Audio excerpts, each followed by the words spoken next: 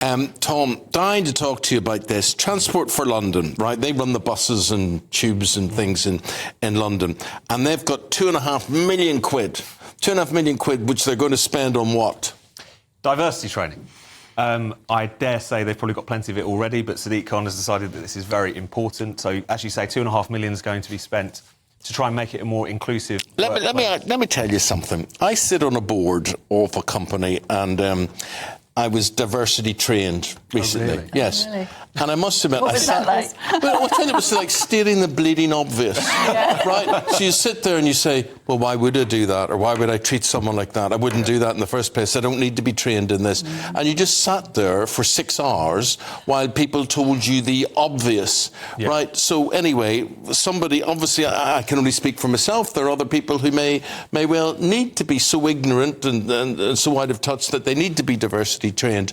But what do you think of spending that amount of money for Transport for London? It's crazy because, on the one hand, do we need this diversity training? The TFL is an incredibly diverse workforce already. The idea that there are barriers to entry there doesn't seem to make a lot of sense. Also, as you say, these things are commonsensical, really. And to the point, sometimes they can become problematic because they're not just saying, you know, be open and tolerant of people and so on. It's actually preaching a more kind of divisive sort of rhetoric to people, which can be a big problem in the workplace. You get your diversity training from your boss or somebody, don't you? Somebody pulls you up and says, you don't talk to people like that. This is how you talk to them. That's it. Done. It should be that simple. 6 hours in front of... And I know that in the grand scheme of things, £2.5 million is kind of money down the back of the sofa. But at the same time, if you look at the kind of levels of service on the London Underground at the moment, my local tube station just closes early on random nights of the week because of the fact that they haven't got enough staff. Even if that £2.5 million could be put towards enough people so that take it off his does... bloomin' ULEZ charge, which is the most unjust, horrible thing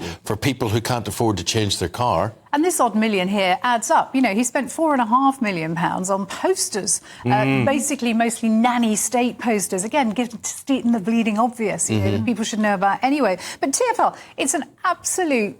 sucks in taxpayers' money like nothing else. You know, 4 years ago... Didn't he bring out posters sort of advertising London, come to London, and it was this shot of they were already happy people walking along the bank. Come to London. Well, you're already here, you wouldn't be seeing but the there poster. wasn't one white face in the picture. Well, that's possibly right. But, you know, 4 years ago, there were 655 people at City Hall earning over £100,000 a year. People might argue that's 655 too many. There are 1,100 now.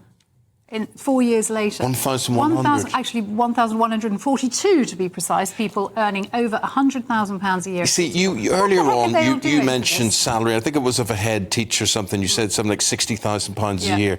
Now, you compare that to what we're talking about there. And they're failing upwards as well. I mean, the TFL has been in a financial hole for many years now. Obviously, a lot of that had to do with the pandemic, but that wasn't exclusively because of that.